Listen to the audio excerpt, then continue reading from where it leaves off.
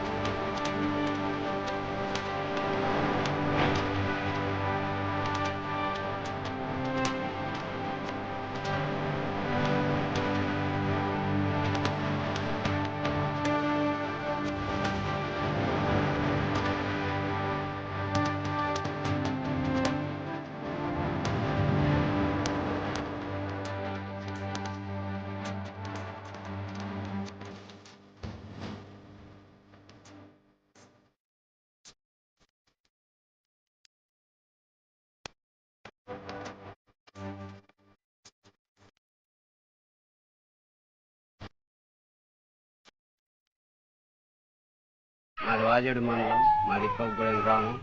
మరి నైటు గాలి దుమారం వచ్చి 2 గంటల సమయంలో ఇంటి మీద పడి ఇంటి మొత్తం ధ్వంసం అయిపోయింది.